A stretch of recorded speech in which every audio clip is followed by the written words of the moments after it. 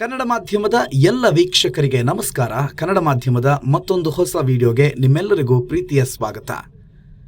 ನಿನ್ನೆ ಪೊಲಿಟಿಕಲ್ ಸುದ್ದಿ ನೋಡಿದ್ವಿ, ಇವತ್ತು ಬಿಗ್ ಬಾಸ್ ಸುದ್ದಿ ನೋಡೋಣ.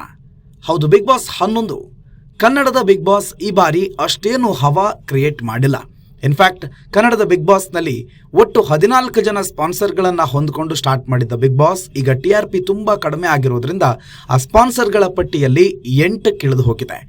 ಈ ನಡುವೆ ಬಿಗ್ ಬಾಸ್ ತನ್ನ ಪ್ರಖ್ಯಾತಿಯನ್ನು ಜನಪ್ರಿಯತೆಯನ್ನು ಹೆಚ್ಚು ಮಾಡಬೇಕು ಅಂತ ಹೇಳಿ ಈ ಸಲ 50 ದಿನಕ್ಕಾಗಲೇ 2 ವೈಲ್ಡ್ ಕಾರ್ಡ್ ಎಂಟ್ರಿಗಳನ್ನು ಇಂಟ್ರಡ್ಯೂಸ್ ಮಾಡ್ತು. ಅಂದರೆ ಒಟ್ಟು 3 ಜನ ವೈಲ್ಡ್ ಕಾರ್ಡ್ ಎಂಟ್ರಿ ಪಾರ್ಟಿಸಿಪೆಂಟ್ಸ್ಗಳನ್ನು ಒಳಗೆ ಕಳಿಸ್ತು. ಅಂದರೆ ಅರ್ಥ ಮಾಡ್ಕೊಳ್ಳಿ, ಒಳಗಡೆ ಇದ್ದಂಥ ಎಲ್ಲ ಸ್ಪರ್ಧಿಗಳು ಅಷ್ಟೇನು TRP ತಂದುಕೊಡೋ ಕಂಟೆಂಟ್ಗಳನ್ನು ಕೊಡ್ತಾ ಇರಲಿಲ್ಲ. ಇದ್ದಿದ್ದೊಬ್ರು ಜಗದೀಶ್ ಅವರು ಕೂಡ ಹೊರಗಡೆ ಹೋಗ್ಬಿಟ್ಟಿದ್ರು. ಆದರೆ ಈಗ 50 ದಿನ ಆದಮೇಲೆ ಮತ್ತೆ ಬಿಗ್ ಬಾಸ್ ಮನೆಯಲ್ಲಿ ರಣಾಂಗಣ ಸೃಷ್ಟಿಯಾಗಿದೆ. ಈಗಾಗಲೇ ನಿಮಗೆ ಗೊತ್ತಿರೋ ಹಾಗೆ ಬಿಗ್ ಬಾಸ್ ಸಾಮ್ರಾಜ್ಯ, ಈ ಸಾಮ್ರಾಜ್ಯದ ದೊರೆಯಾಗಿ ಮಂಜಣ್ಣ, ದೊರೆಯಾಗಿ ಒಂದ್ ಕಡೆ ಇದ್ರೆ ಯುವರಾಣಿಯಾಗಿ ಮೋಕ್ಷಿತಾ ಪೈ ಮತ್ತೊಂದು ಕಡೆ ಅಬ್ಬರಿಸ್ತಿದ್ದಾರೆ. ಮನೆಯನ್ನ 2 ಭಾಗ ಮಾಡಿದ್ದಾರೆ. ಒಂದು ಬಂಡಾಯಕೋರರು, ಇನ್ನೊಂದು ಕಡೆ ರಾಜನ ಪ್ರಜೆಗಳು. ಇವರಿಬ್ಬರ ನಡುವಿನ ಈ ಸಮರ ರಣಾಂಗಣ ಇವತ್ತು ಇನ್ನೊಂದು ಮಟ್ಟಕ್ಕೆ ಹೋಗುತ್ತೆ. ಅಂದ್ರೆ ಇವತ್ತು ಮಣ್ಣಿನ ಟಾಸ್ಕು. ಈ ಹಿಂದೆ ಹೇಗೆ ಪೈಪ್ನಲ್ಲಿ ಮಣ್ಣು ಬಂದು ಬೀಳುತ್ತೆ, ಅದನ್ನ ತಗೊಂಡೋಗಿ 2 ತಂಡದವರು ಅವರಿಗೆ ಕೊಟ್ಟಿರೋ ಟಾಸ್ಕ್ಗಳನ್ನು ಕಂಪ್ಲೀಟ್ ಮಾಡಬೇಕು, ಅದೇ ರೀತಿ ಟಾಸ್ಕ್ ಇವತ್ತು ಕೂಡ ನಡೀತಾ ಇದೆ.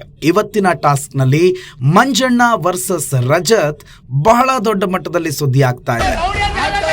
ಇಳಿಬೇಕಿತ್ತು, ತೋರಿಸ್ತಿದ್ದೆ. ಬೆದರಿಕೆ ಇರೋದಲ್ಲ, ಭಯ.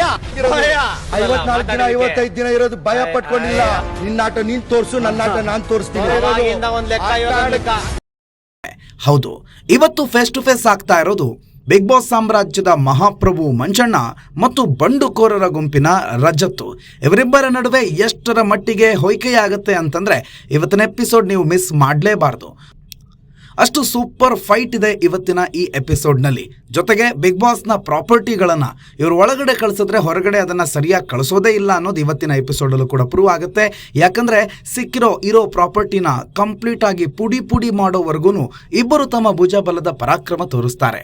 ಇನ್ನು ಇವತ್ತಿನ ಬಿಗ್ ಬಾಸಲ್ಲಿ ಏನೇನಾಗುತ್ತೆ ಅದನ್ನು ಇವತ್ತಿನ ಎಪಿಸೋಡ್ನಲ್ಲೇ ಕಾದು ನೋಡಬೇಕು. ಬಟ್ ಇದು ಈ ಕ್ಷಣದ ಹೈಲೈಟ್ಸು.